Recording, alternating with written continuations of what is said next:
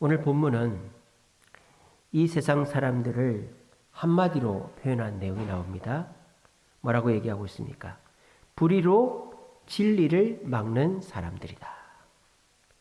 불의를 행하는 것을 넘어가지고 그 불의로 진리를 막는 것이 요즘 사람들이다라는 것입니다. 그래서 지금의 이 시대는 불의한 시대를 넘어가지고 불의로 진리를 막는 시대가 됐다 이 말이에요. 이게 무슨 말인지 천천히 한번 살펴봅시다. 아담이 타락한 이후로 이 세상에는 죄가 들어오게 되었습니다. 그래서 이 세상에 점점 죄가 독버섯처럼 퍼지기 시작했죠. 인간이 짓는 가장 원초적인 죄가 뭐죠? 욕심입니다. 욕심. 왜? 마귀가 욕심으로 죄를 지었기 때문이죠. 그래서 인간이 짓는 가장 원초적인 죄는 욕심입니다. 성경에도 뭐라고 되어 있습니까? 욕심이 잉태한 즉 죄를 낳고 죄가 장성한 즉 사망을 낳는다. 그러므로 이 시대, 이 세상의 불의의 출발은 욕심이다라는 것입니다. 더 가지고 싶은 거. 근데 이 욕심을 선한 방법으로 부리면 괜찮죠? 열정을 통해서, 내 땀을 통해서 욕심 부리는 거를 뭐라 하겠습니까? 그런 거는 열정이라고 하죠. 그런데 이 욕심을 잘못된 방법으로 또 과도하게 부릴 때 사람에게 뭐가 나타나느냐? 폭력이 나타난다 이 말이에요. 폭력. 상대방을 힘으로 제압하려고 하는 폭력이 나타나는 거죠.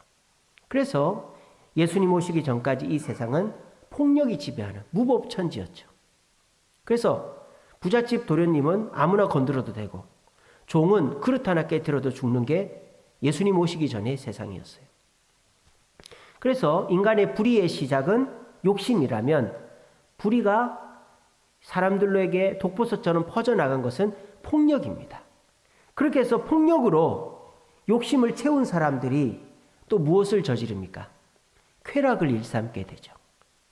자기가 폭력으로 사람들을 굴복시키고 욕심으로 세상의 것을 다 가진 사람들은 그것을 가지고 남이 누릴 수 없는 것을 나 혼자 누리고 싶어 한다는 거죠.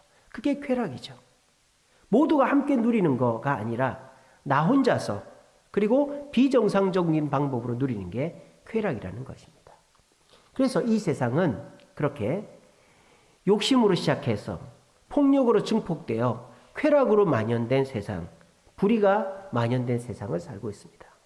자, 그래서 이 세상의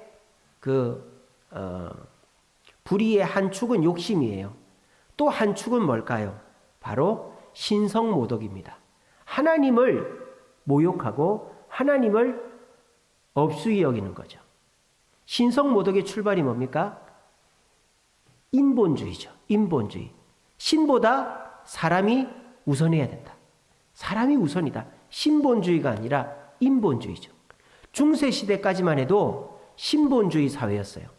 중세 이전의 사회에는 욕심이 지배하는 죄가 있었지만 르네상스 이후로 이 세상은 인본주의, 문예혁명, 그래서 문예부흥운동으로 이 세상에 인본주의가 시작되게 되었습니다. 그래서 인간을 중심으로 놓고 생각해 보자라는 거죠. 그래서 인권이라는 것이 나오게 되었죠. 그래서 하나님의 말씀보다도 부모의 권위보다도 인권이 소중하다. 그 인권의 끝이 뭘까요? 동성애입니다. 그래서 인권을 강조할 때 사람들은 그 인권을 통해서 하나님이 주신 성마저도 내가 선택할 수 있다 라고 말하는 게 동성애죠. 그리고 그 신성모독의 끝은 사탄 숭배인 것입니다. 마귀를 숭배하는 것이죠.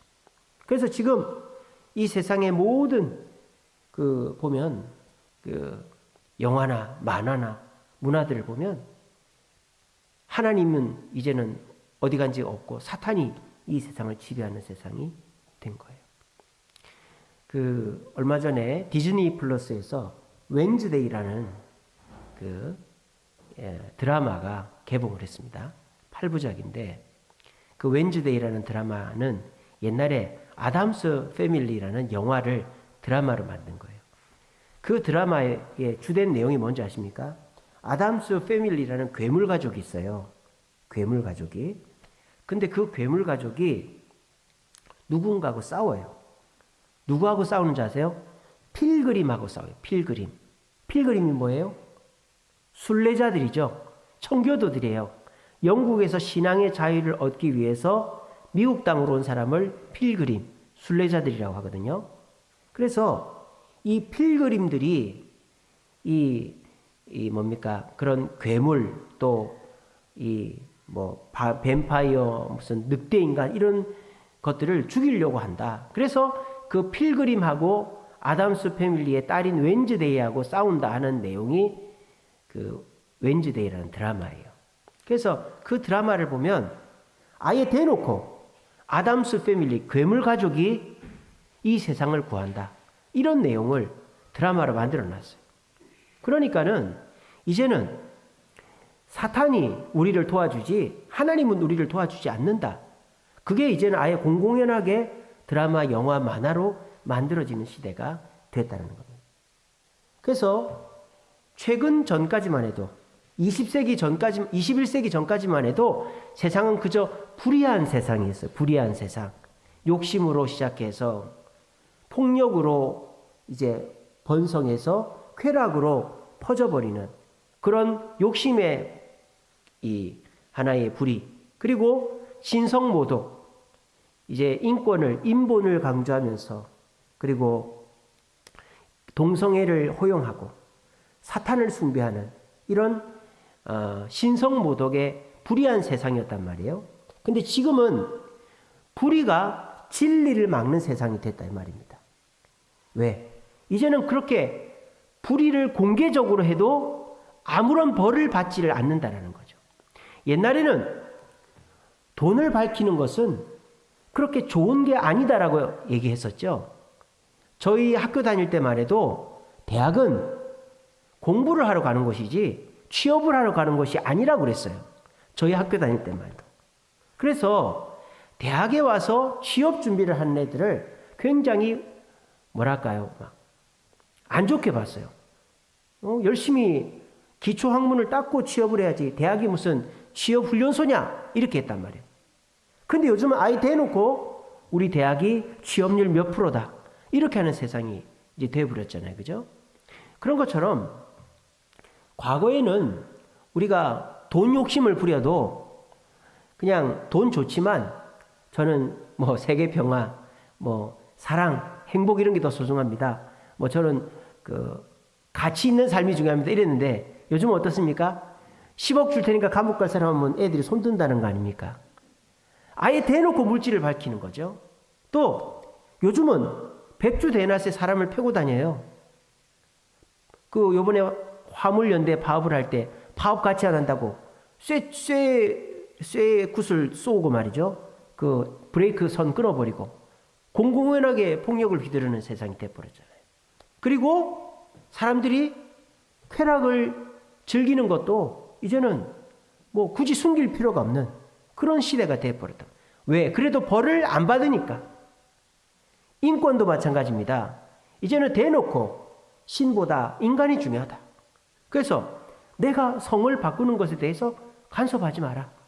우리나라도 동성애에 대해서는 굉장히 보수적인 입장인데 최근에 대법원에서 어떤 판결을 내렸냐면 동성애 부모가 자녀의 성을 그냥 좌지우지, 그러니까 동성애 부모가 자녀의 성을 그냥 이렇게 선택할 수 있는 거를 막지 마라.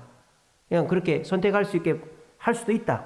뭐 그런 법을 내려놓은 거예요. 그러니까 이제 애가 성 정체성이 없는 애가 동성애 부모를 두면은, 그러니까 성 전환을 한 부모 밑에 자라면은 애가 자라면서 이제 성 정체성이 없어지는 거죠. 그래서 우리나라도 이제 동성애에 대해서 점점 풀어지고 있는 것입니다. 그리고 우리나라 사람들도 이제는 뭐 하나님이 우리를 도와주냐, 뭐 누구든지 우리를 도와주면 좋은 거 아니냐 이렇게 되는 거예요. 이게 뭐예요? 예전에는 이 악이라는 거, 불의라는 것이 그냥 한쪽에만 있었는데 지금은 그 불의가 세상을 다 지배해버리는 거죠. 어디까지? 교회까지. 하나님의 진리까지 지배해버리는 겁니다. 그래서 이 교회가 어떻게 되고 있습니까? 지금 세속주의와 인본주의로 타락해 가고 있다는 거예요. 왜? 세상이 욕심을 부려도, 그리고 하나님을 모독해도 벌을 받지 않으니까. 그러니까 나만 이렇게 그냥 하나님 말씀대로 사는 게 너무 어리석은 거 아닌가? 나만 손해보는 거 아닌가? 이런 생각들을 점점 하는 거예요. 그래서 교회에도 세속주의가 들어오는 거죠. 그래서 교회도 물질을 밝히고, 교회도 성장에 더 관심을 기울이고, 그리고 교회도 사람의 선택과 결정이 우선하는 그런 곳이 되어버리는 것입니다. 참 우리 교단 교회 이야기입니다만 이런 교회가 있어요. 교회의 정관이라는 걸 만들었는데 목사님을 5년에 한 번씩 신인 투표를 하는 겁니다. 신인 투표를.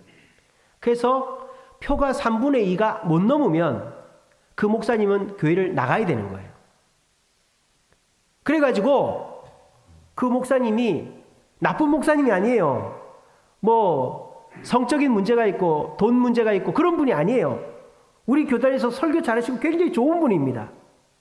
근데 표가 3분의 2가 안 나와버린 거예요. 모두가 놀란 거죠. 모두가. 그럴 줄 모른 거예요. 그냥 사람들이 그냥 누가 X표 하겠어. 그냥 나 혼자 X표. 왜냐? 무슨 생각이냐면 모두 목사님 오케이 하면은 목사님 너무 교만해질까봐 몇 분이 우리 목사님 좀 더 열심히 하시라는 마음으로 X표를 했는데 그게 3분의 2를 못 넘게 돼버린 거예요. 그래가지고 그 목사님 쫓겨났어요. 개척을 했어요.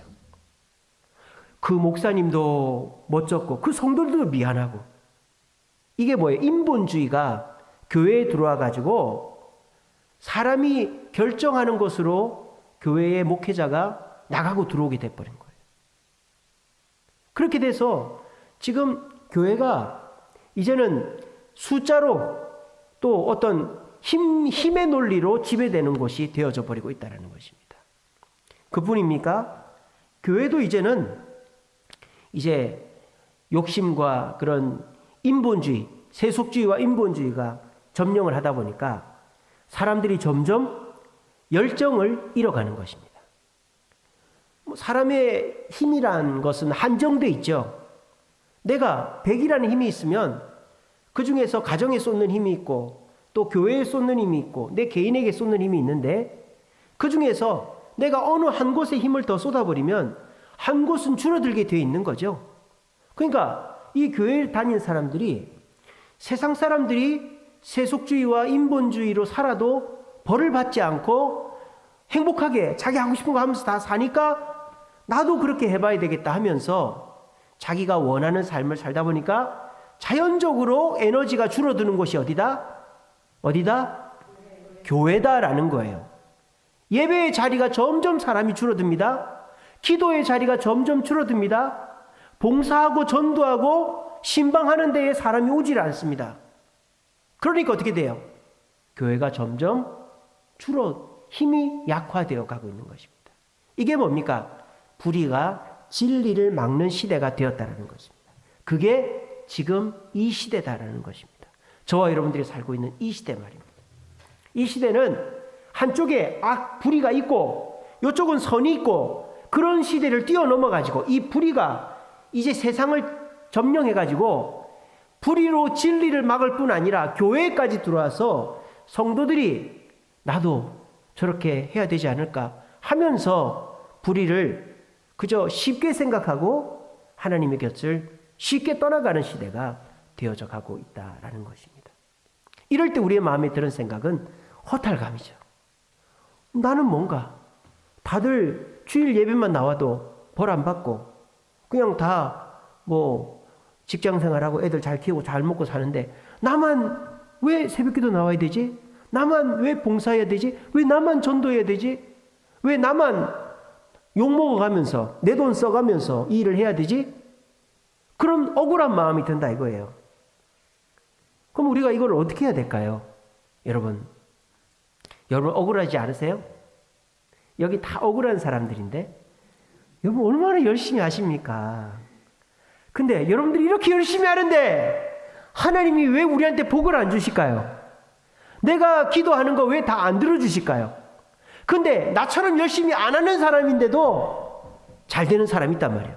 자식들 좋은 대학 가고 결혼 잘하고 잘 먹고 잘 살고 몸 안 아프고 뭐 그런 사람들이 있단 말이에요. 그럴 때 상대적 박탈감과 허탈감을 느끼면서 왜 나는 이렇게 해야 되나 이런 생각을 하기가 쉽다라는 것입니다. 그런 분들에게 위로가 될 뿐만 아니라 오늘 설교의 제목이 뭡니까?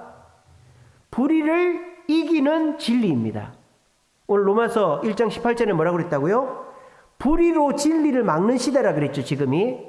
근데 저는 불의를 진리로 이길 수 있다라고 오늘 설교하는 것입니다. 여러분, 억울해하지 마세요. 답답해하지 마세요. 여러분들이 옳게 하고 있는 것이고 여러분들이 이기고 있는 것입니다. 여러분들의 이 모습이 어리석어 보이고 손해보는 것 같지만 결국 승리하는 분들은 여러분들이고 여러분들이 결국은 세상 사람들을 부끄럽게 하고 그들이 여러분들을 부러워할 날이 곧 온다는 사실을 굳게 믿으시길 바랍니다. 왜 우리가 이 욕심이 관영하고 이 신성모독을 해도 아무 문제 없이 살아가는 불의로 진리를 막는 이 시대를 살아가면서 왜 우리가 그래도 진리로 불의를 이겨야 되는가?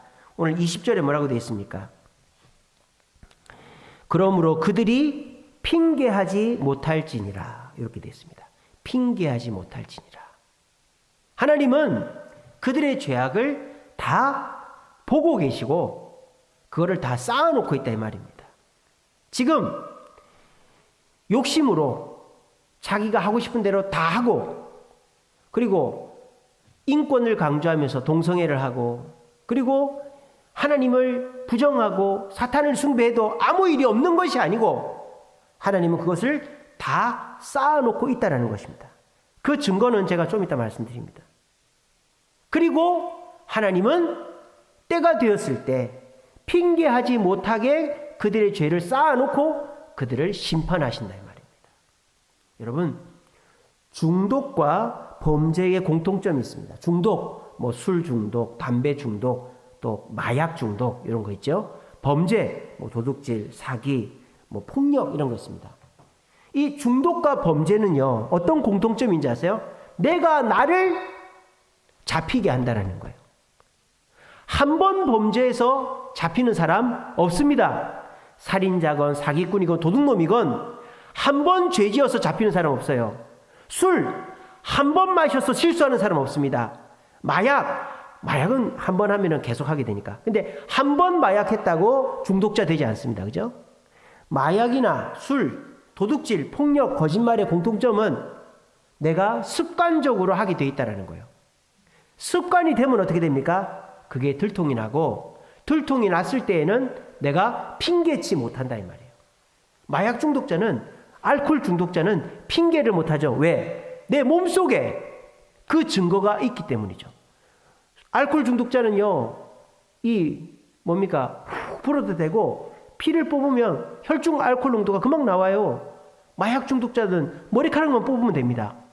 그리고 폭력하는 사람들은요 한 번 때려가지고 폭력범이 되지 않아요. 습관이 되는 거예요. 사기꾼도 마찬가지고 도둑놈도 마찬가지고. 이게 뭡니까? 죄라는 것은 핑계할 수 없다 이 말입니다. 죄는요 절대 핑계가 안 돼요. 내가 어쩌다가 실수로, 그런 사람들은 감옥에 들어가지 않습니다. 그냥 이게 다음부터 그러지 마 그렇게 합니다. 근데 감옥에 들어가고 벌금을 무는 사람은 이미 그 죄가 인이 박힌 사람인 거죠.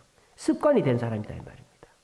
지금 이 세상이 욕심이라는 불의로, 신성모독이라는 불의로 가득 차 있습니다.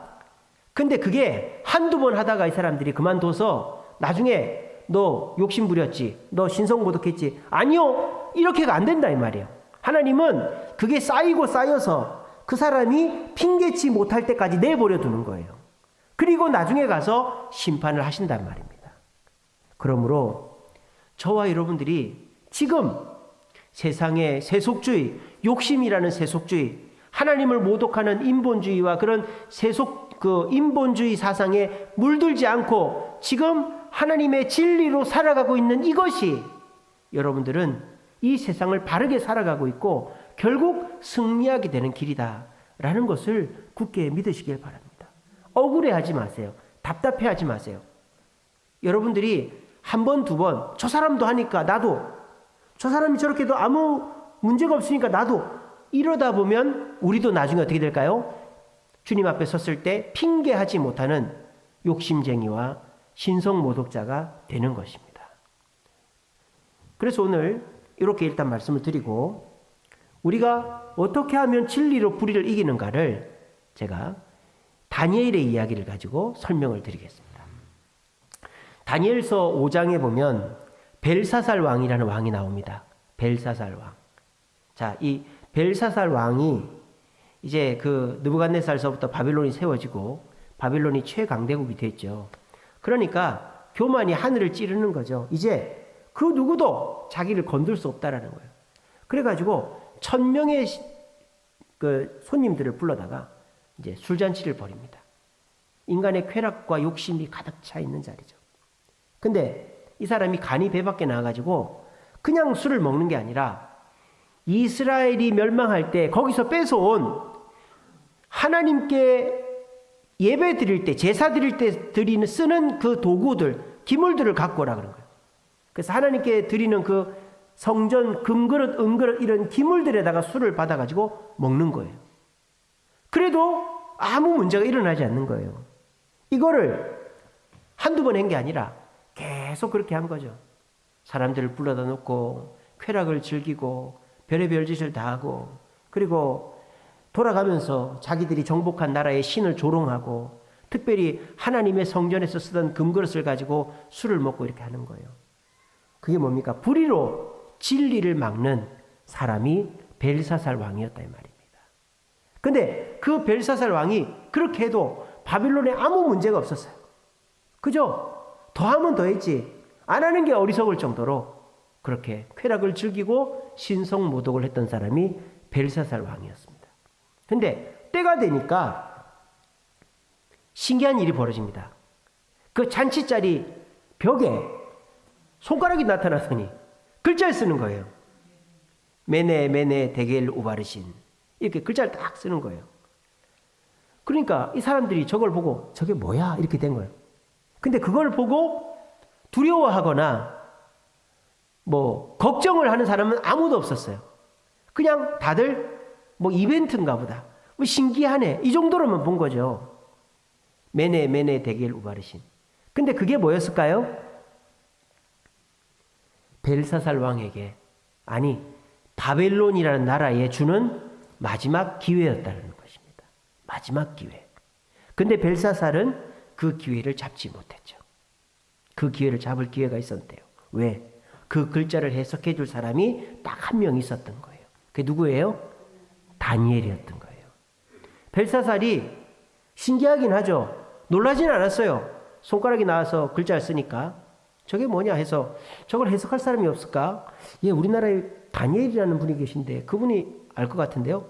불러온 거예요. 다니엘이 그걸 해석을 해줍니다. 다니엘은 바른말 하기로 유명한 사람이죠. 목에 칼이 들어와도 그걸 그대로 정확하게 얘기를 해주는 거예요. 뭐라고 되어 있습니까? 메네는 뭡니까? 메네는 수를 세다라는 거예요. 숫자를 세다. 넘버, 메네, 숫자를 세다. 그러니까 바벨론이 지금까지 국가가 생겨가지고 이렇게 유지되어 온 기간을 세어보니까 데겔, 이거는 무게를 달다라는 뜻이에요. 무게. 데겔, 무게를 달다. 무게가 부족하더라. 그러니까 바벨론이 이제는 나라로서 존립하기가 문제가 있다라는 거죠. 그래서 우바르신, 이건 나누다라는 뜻이에요. 이 바벨론을 나눠버려야 되겠다. 없애버려야 되겠다. 이런 뜻입니다. 다니엘이 이런 얘기를 하면 벨사살이 좋아하겠어요? 당연히 안 좋아하죠. 근데 다니엘은 좋아하든 안 하든 하나님께서 가르쳐 주신 대로 얘기를 합니다. 자, 그러면 그 얘기를 들으면 어떻게 돼요? 화를 내든지 회개를 하든지 해야 될 거 아니에요. 근데 벨사살이 뭐란 줄 알아요? 그래, 너 참 대단하다. 너 상 받아라. 내가 너한테 상 내릴게. 그러고 끝나버려요. 이게 뭐예요? 벨사살은 그 글씨를 대수롭지 않게 본 거예요. 그리고 그 글씨에 담겨있는 의미가 자기에게 이루어진다는 것을 생각지도 못한 거예요. 다니엘이 아예 대놓고 얘기합니다. 당신의 무게가 모자라 바벨론이 망할 것입니다 라고 대놓고 얘기했습니다. 근데도 이 벨사살은 그 말을 새겨 듣질 않았어요. 그래서 어떻게 됐을까요? 그 밤에 이 메대와 바사 연합군이 몰래 침입해가지고 벨사살과 그 왕궁의 그 고관들을 다 죽여버리고, 술에 취해 있었으니까 얼마든지 쉽게 죽이겠죠. 그리고 이 페르시아를 장악한 겁니다. 고레스 왕이. 고레스가 아니죠. 예, 어쨌든 그때는 고레스 왕자였고. 그렇게 해서 이 바벨론이 패망을 하게 된 겁니다. 여기서 우리가 알 수 있는 것은 반드시 불의에는 끝이 있다는 것입니다. 그 끝이 우리에게 정해져 있는 것을 우리가 모를 뿐이지 그 불의에는 반드시 끝이 있다는 것입니다. 그리고 그 불의가 끝날 때에 반드시 그 불의를 경고하는 누군가가 있다는 것입니다. 근데 그 불의를 경고하는 그 누군가의 말을 듣지 않을 때 그 불의는 현실로 이루어지게 돼 있다라는 것이 벨사살과 다니엘의 이야기에서 우리에게 주는 교훈입니다. 자, 그러면 이제 답이 나왔죠? 벨사살 왕은 오늘날로 말하면 뭡니까? 불의로 진리를 막는 자들이죠. 동성애 자들, 또 폭력을 휘두르고 사기를 쳐도 떳떳하게 살아가는 정치인들, 경제인들, 사기꾼들, 이런 사람들. 그리고 하나님을 모독하고 하나님이 없다고 말할 뿐만 아니라 사탄을 숭배하자고 영화를 만들고 드라마를 만들고 만화를 만들고 이러는 사람들. 그런 사람들이죠. 벨사살 왕은. 이제 불의가 음지에서 그냥 자기들끼리만 하는 불의가 아니라 동성애자가 너희들도 동성애 해봐 학교에서 가르치고 그렇게 아예 공개적으로 불의를 통하여 진리를 막는 시대가 됐다. 그게 벨사살이다. 그러면 다니엘과 같은 역할을 누가 해야 된단 말입니까? 얘기해 보세요. 누가 해야 된단 말입니까? 저와 여러분들이 해야 된다는 것입니다. 저와 여러분들이 불의는 이길 수 없고 그것은 불의다라고 얘기를 해줘야 된다는 거예요. 자, 그럼 사람들이 좋아하겠어요? 싫어하겠어요? 당연히 싫어하죠. 근데 다니엘은 그 벽에 쓰인 글씨를 그대로 해석을 했죠. 근데 사람들이 싫어하든 안 하든 해석을 했을 때 다니엘이 죽었습니까? 안 죽었습니다. 오히려 다니엘은 자연사했습니다. 그 다음 때 페르시아 때까지 종리를 했습니다. 이것이 뜻하는 게 뭡니까? 불의로 진리를 막는 시대에 우리 그리스도인들이 어떻게 살아야 되는지를 다니엘을 통해서 보여주는 것입니다. 여러분, 우리가 살 길은 이것은 잘못됐다라고 선포하는 길입니다. 불의로 살면 안 된다고, 그렇게 살면 안 된다고 선포하는 것이 우리의 사명입니다. 그게 우리가 사는 길입니다. 왠 줄 아세요? 그래야 우리가 불의한 세상에 동화되지 않기 때문입니다. 우리가 불의한 세상에 동화되어서 나도 저렇게 한번 해볼까? 저렇게 해도 아무 문제가 없네? 안 하는 내가 바보 아닌가? 이런 생각을 갖기가 쉽다 이 말이에요. 저 사람 주일날 빠져도 돈만 잘 버네. 나도 주일날 한번 빠져볼까? 저 사람 기도 안 해도 잘만 사네. 기도 꼭 할 필요 있나? 저 사람 11조 안 하는데 그래도 돈 잘 버네. 나도 11조 안 해볼까? 저 사람 교회 봉사 하나 둘씩 안 하는데 나도 안 해볼까? 그게 뭐야? 동화되는 거죠. 동화되는. 불의한 시대에 동화되는 사람들을 보고 나도 동화가 되는 거예요.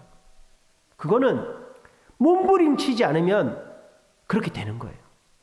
내가 그들과 다르게 살려고 몸부림치지 않으면 어느 날 나는 예배의 자리에 없고 기도의 자리에 없고 봉사의 자리에 없고 돈은 나를 위해서 쓰고 밤늦게 새벽 2시 3시 자고 새벽 기도로 안 나오고 이렇게 되는 거예요. 여러분들 한번 자신을 돌아보세요. 5년 전 10년 전 나의 모습과 지금의 모습을 한번 돌아보세요. 여러분들은 진리로 불의를 이기고 있습니까? 아니면 불의에 점점 동화되고 있습니까? 자신을 돌아보시기 바랍니다. 냉철하게 말입니다. 불의에 동화되고 있다면 그 불의의 동화가 되지 않으려면 어떻게 해야 되느냐? 다니엘처럼 선포해야 되는 것입니다. 그것은 잘못된 것이라고. 하나님은 심판하신다고. 절대 안 죽습니다. 절대 안 망합니다. 하나님이 지키시고 보호하시고 오히려 여러분들이 복을 받게 될 줄로 믿으시기를 바랍니다. 왜? 그것이 우리가 이 불의로 진리를 막는 세상에서 진리로 불의를 이기는 유일한 방법이기 때문입니다. 불의는 타협으로 이기는 게 아니에요. 불의는 사정하고 화합하고 동화되어서 이기는 게 아니에요. 불의와는 싸워야 되는 거예요. 잘못됐다라고, 틀렸다라고 얘기하고 나는 그렇게 하지 않는다라고 선언해야 되는 거예요. 누구에게? 내 가족에게, 내 남편, 내 자녀에게, 내 부모, 형제에게, 내 주변 사람들에게. 나는 주일이면 교회 가야 된다. 나는 새벽마다 일어나서 새벽기도 가야 된다. 나는 헌금하고 봉사하고 나는 내 삶에 그것이 최고의 우선이다. 왜? 그게 진리니까. 그게 하나님이요, 그게 예수님이요, 그게 나니까. 그리스도인 나니까. 나의 정체성을 잃어버리고 내가 어떻게 살 수 있단 말입니까? 그렇게 얘기할 때 마귀는 우리에게 속삭입니다. 너 외톨이 된다. 너만 바보 된다. 너만 손해본다. 너 왜 그 짓을 해? 너 그러지 마. 너 한 번, 두 번 해도 돼. 너도 저 사람들처럼 돈도 좀 벌고 여유 있게 살고 너 즐길 거 즐겨야 될 거 아니야. 왜 그렇게 바보같이 살아? 우리에게 그렇게 얘기합니다. 여러분, 그 말에 속지 마십시오. 그 말에 속는 순간 우리의 위치는 점점 세속주의와 인본주의에 가까워지게 되는 것입니다. 다니엘은 모두가 타락해가는 그 시대에 하나님의 진리로 불의에 맞선 자입니다. 그 결과 다니엘만 살아남았습니다. 또 그런 사람이 있죠. 눈물의 선지자 예레미야. 모두가 바벨론과 싸우자, 이집트와 동맹 맺고 바벨론과 싸우자 했을 때 예레미야는 어떻게 합니까? 우리의 죄 때문에 바벨론에 포로로 끌려가는 거 하나님의 뜻이니까 포로로 끌려가자라고 얘기했습니다. 모두가 포로로 끌려갔습니다. 누구만 제외하고 예레미야만 안 끌려갔습니다. 이게 뭡니까? 불의가 진리를 막는 세상에서 그리스도인이 살아남는 비결은 하나님의 진리의 말씀을 선포함으로 진리로 불의를 막는 방법이다라는 것입니다.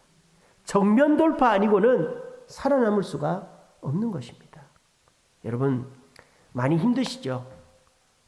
요즘에 경기도 안 좋고 또 겨울이라 몸도 춥고 자식들도 속을 썩이고 뭐 여러 가지 힘든 일이 많으시죠? 이럴 때 우리가 어떻게 하면 이 힘든 게 조금이라도 없어질까요? 경기가 안 좋으니까 내가 좀 씀씀이를 줄인다든지 또 내가 이렇게 뭔가 잘 안 되는 걸 정리를 한다든지 그렇게 해서 내가 물질적으로 좀 아끼고 또 내가 속 썩이는 자식들 좀 달래가면서 뭐 용돈도 좀 주고 뭐 이렇게 좀 하고 해서 좀 이렇게 좀 잘 지내고 사람들하고도 내가 좀 맞춰줘 가면서 잘 지내고 이렇게 하면 내 스트레스가 좀 없어질까? 그거는 세상에 동화되어 가는 과정이다라는 겁니다. 이럴 때 우리에게 제일 중요한 게 뭘까요? 바로 기도다라는 것입니다. 기도. 기도의 자리에 나와야 됩니다. 여러분, 기도라는 게 뭘까요? 내가 나되는 것을 확인하는 것이 기도입니다. 내가 그리스도인됨을, 내가 하나님의 자녀임을 확인하는 겁니다. 여러분, 기도할 때 어떻게 합니까? 누구를 부릅니까? 하나님을 부릅니다. 그리고 하나님께 뭐라고 기도합니까? 도와달라고 합니다. 그러면 하나님은 나의 부름에 응답하시죠. 그럼 뭐가 돼요? 내가 하나님의 자녀임이 증명되는 것입니다. 기도는 내가 나됨을 증명해가는 과정입니다. 여러분, 명심하십시오. 기도하는 자는 절대 망하지 않습니다. 기도하는 자는 절대 세상 앞에 굴복하지 않습니다. 기도하는 자는 하나님이 반드시 복을 주시고 그 문제에서 건지시는 줄로 믿으시길 바랍니다. 여러분, 이거를 의심하지 마세요. 다니엘이 잘한 거 뭐가 있어요? 다니엘이 똑똑했다? 똑똑했단 말이 어디 나옵니까? 다니엘이 뭐 성격이 좋았다? 성격이 좋았단 말이 성격이 어디 나옵니까? 다니엘이 잘생겼다? 싸움을 잘했다? 그런 말이 성격이 어디 나옵니까? 다니엘이 잘한 건 딱 하나밖에 없어요. 뭡니까? 기도만 잘했다 이 말이에요. 기도하니까 지혜가 주어지고, 기도하니까 담대함이 주어지고, 기도하니까 살 길이 열리더라 이 말이에요. 우리 그리스도인이 진리로 세상을 이기려면 기도하는 수밖에 없다라는 것입니다. 기도하는 자 주님이 주목하시고, 기도하는 자 주님이 책임지시고, 기도하는 자 주님의 성령의 능력으로 불의가 절대 침범하지 못하게 한다라는 것을 우리는 다니엘을 통해서 볼 수 있는 것입니다. 그리고 우리가 정면 돌파하려면 어떻게 됩니까? 진리를 선포하는 것입니다. 하나님의 말씀을 대놓고 얘기하는 것입니다. 다니엘이 오늘 메네 대겔 우바르신 당신의 무게가 부족해 바벨론은 오늘 밤 망할 것입니다 라고 대놓고 얘기한 것처럼 우리들은 진리를 선포하는 것입니다. 왜 진리를 선포해야 될까요? 진리는 선포되어져야 진리이기 때문입니다.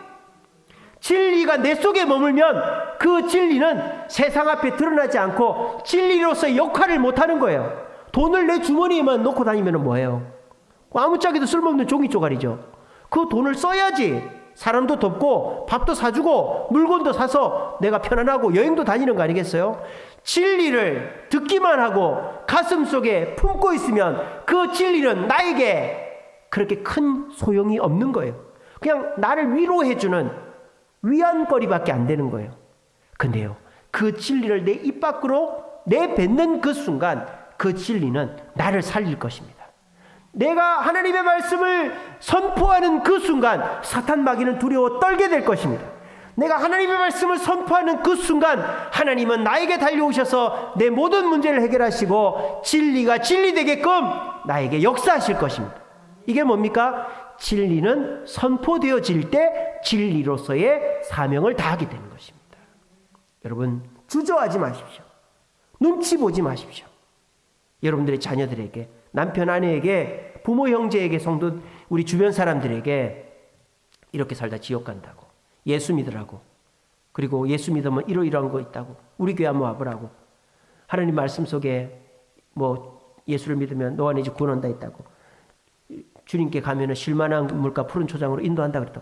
하나님의 말씀, 말씀 잘 모르겠습니까? 제가 아침마다 보내드리는 그 말씀 묵상을 자식들한테 보내주든지 그걸 읽어주세요. 그게 진리를 선포하는 것입니다. 그럴 때 그 진리가 진리 되는 거예요. 그럴 때 우리는 진리로 불의를 이기게 되는 것입니다. 한번 해보십시오. 해보십시오.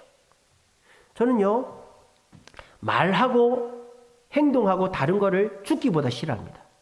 저는 제 입으로 꺼낸 말은 제가 지키는 사람입니다. 그러니까 저는 제 설교에 제가 은혜를 받는 사람이거든요. 그러니까 제가 설교를 하면은 그대로 살아야 된다라는 마음이 있어요. 그래서 제가 막 설교를 하다 보면 그 말씀대로 살다 보면 제가 마음의 평안이 있고 은혜를 받고 이런 경우들이 참 많습니다.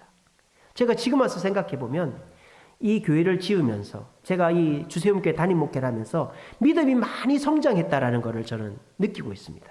과거에는 주님의 일을 하면서도 두려워 떨고 근심 걱정이 엄청 많았거든요.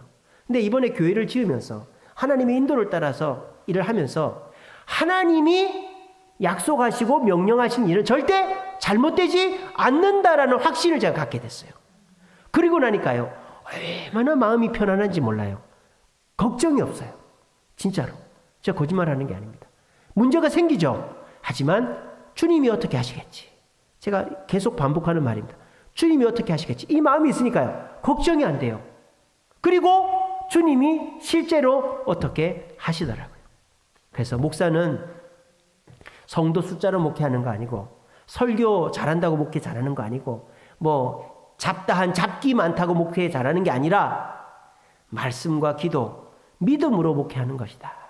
그 생각을 하면서 그렇게 이렇게 목회를 하니까 힘들지 않고 너무너무 감사합니다. 오늘 이 얘기는 우리 오영숙 집사님이랑 나눈 얘기입니다. 새벽기도 끝나고 차 타고 가면서 제가 그렇게 간증을 했어요. 오영숙 집사님한테. 그래서 저는 목사가 목회하는 것은 성도 숫자로 뭐 설교 잘하는 걸로 여러 재능으로 목회하는 게 아니라 믿음으로 하나님 믿는 믿음으로 하는 거다. 정면 돌파를 해야 되는 거죠. 우리가 이 불의한 세상을 이기는 거는 적당히 타협하고 그 사람들은 맞춰주고 그냥 이렇게 적당히 막 이렇게 동화되고 이러는 게 아니라 오히려 진리로 그 사람들에게 선포할 때 그 사람들이 우리를 두려워하고 마귀가 우리를 두려워하고 우리는 승리하게 되어진다는 것입니다. 여러분, 아까 제가 서두에 말씀드렸죠. 나만 바보 멍충이 아닌가. 남들은 저렇게 해도 잘만 잘 먹고 잘 사는데 왜 나만 뭐 헌금하고 봉사하고 그러면서 욕 얻어먹고 눈치 보고 나만 왜 그래야 되지? 나도 이제 좀 편하게 교회 다니고 가고 싶을 때 가고 가기 싫을 때 안 가고 내가 좀 부족하면 헌금도 좀 안 하고 나 그렇게 해야지. 그게 뭐예요? 불의로 내 진리가 가로막히는 거예요. 여러분들이 지금 나만 왜 이러나 그 상태가 정말 최고로 잘하고 있는 상태입니다. 그런데 여러분들이 그 억울함에서 벗어나서 진짜 내가 이렇게 했기 때문에 복을 받았다라는 걸 느끼려면 여러분들이 진리로 불의를 이겨야 돼요. 그렇게 하려면 기도를 해야 됩니다. 기도를 해야 하나님과 나의 관계가 명확해지는 거예요. 기도하는 자에게 하나님이 응답하시고 기도하십시오. 기도. 새벽기도 나오면 제일 좋고 어쨌든 수요기도 금요기도 기도하러 오세요. 기도해야 내가 진리를 선포할 수 있는 담력이 생기는 거예요. 그리고 내 진리는 내 머릿속에 내 마음속에만 있으면 그건 반쪽도 안 되는 진리입니다. 그거를 자식들 앞에서 부모 형제 사람들 앞에서 끄집어내는 거예요. 선포하는 거예요. 절대 그런다고 그 사람들이 우리한테 해코지하고 손가락질하고 바보 멍충이라고 놀리고 그러지 않습니다. 오히려 그 사람들이 우리를 부러워하는 날이 속해 오고 그렇게 진리를 선포하는 우리들에게 주님은 축복하실 것입니다. 여러분들은 잘하고 계십니다. 이 불의로 진리를 막는 세상에서 그래도 불의에 동화되지 않고 진리를 지키며 살아가는 여러분들이야 잘하고 계신 분입니다. 여러분, 우리 모두 이 자세로 계속 살아갑시다. 우리 진리의 바탕에서 살아갑시다. 그리고 우리가 진리로 이기려면, 불의를 이기려면 다니엘처럼 평소에 기도하시고 그리고 진리의 말씀을 벨사살에게 선포했듯이 우리도 선포합시다. 그렇게 해서 주의 선한 능력으로 이 세상을 이기고 주님 다시 이 땅에 오실 때 불의를 행하여 동화된 자들은 핑계치 못하고 심판 자리에 가는데 우리는 그때 당당하게 주님 앞에 서서 칭찬과 면류관 받을 수 있는 우리 금요기도의 동지들이 되기를 간절히 바랍니다.